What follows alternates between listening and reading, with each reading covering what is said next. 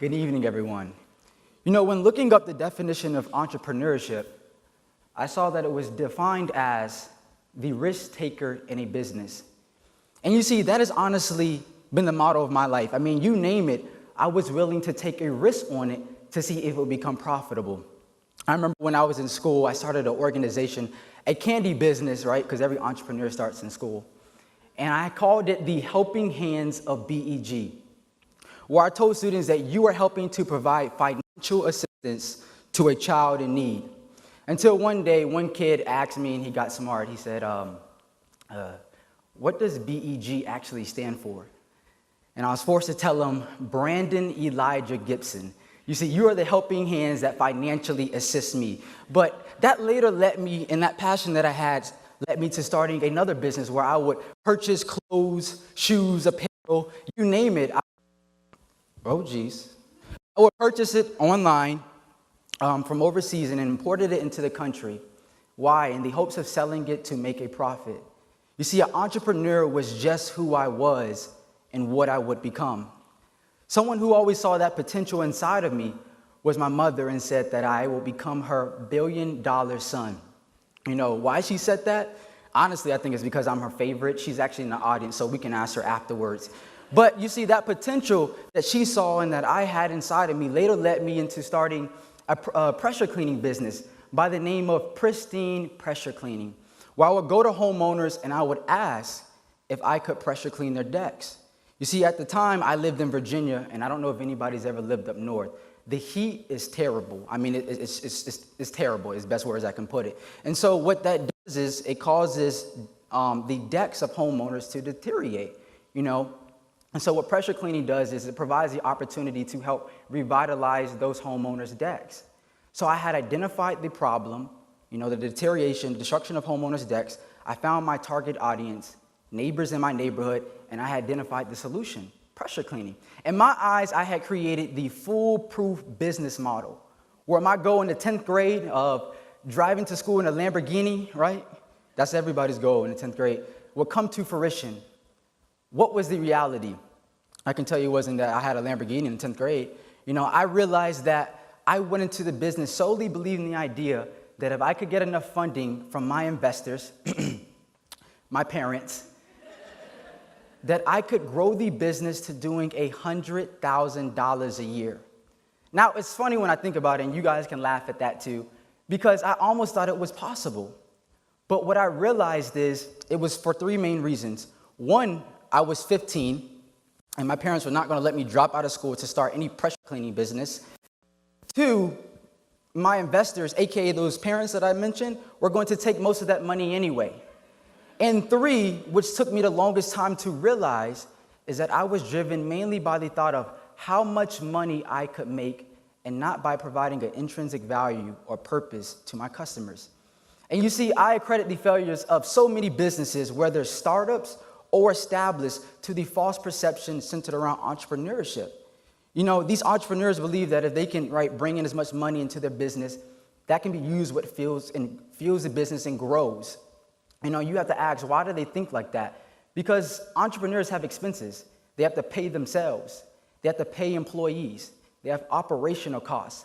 They have investors. I had investors and more investors to pay. But at the same time, these same entrepreneurs forget the transformational ideas and services that their business was built off of, right?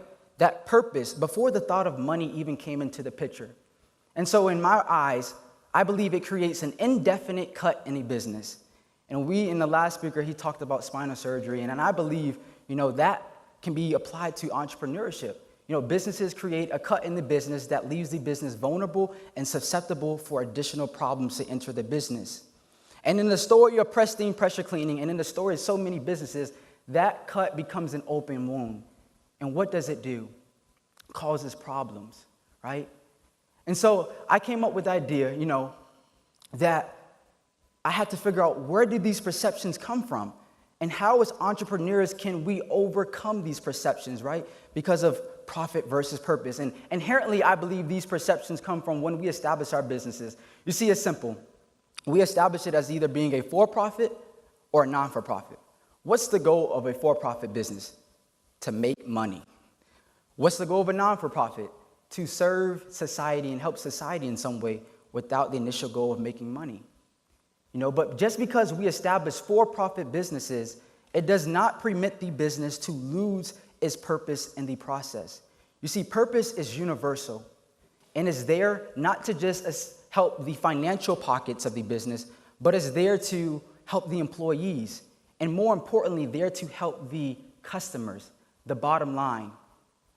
And to paint a scenario of two businesses that we are very, very familiar with, one that has prospered because of being purpose-led, whereas the other has disappeared because of being profit-driven, is a business by the name of Circuit City. You see, Circuit City was at one point the largest electronic retailer in the entire country. And this was not just for a few years.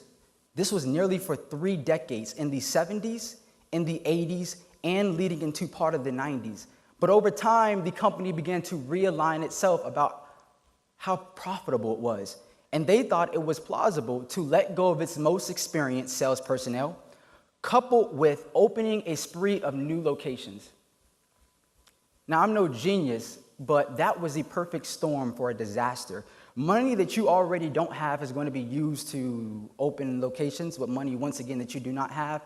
You see, in the words of Alan Wartzel, who was the previous CEO of the company, he said it was not apparent in sales and revenue, but the rot had set in the company. And in a study done in 2003 by Jennifer Watson from Forbes, she said that Best Buy, who was now emerging into the market and had overtaken the market share that Circuit City was once owned, was doing about $28 million per location. You know how much Circuit City was doing? About $15 million. Nearly half that of Best Buy. In the words of another CEO, he said it was once about what excited the customers. Then it became about what excited Wall Street. You see, the continual overlap of bad decision-making later led to the demise of this great business. And in November of 2008, Circuit City filed for bankruptcy. But let's shift the mood. Let's paint a little brighter picture. A business that we all love, well, let me speak for myself. A business that I love, but I hate when Sunday comes because that's inherently when I always want them the most, is a business by the name of Chick-fil-A.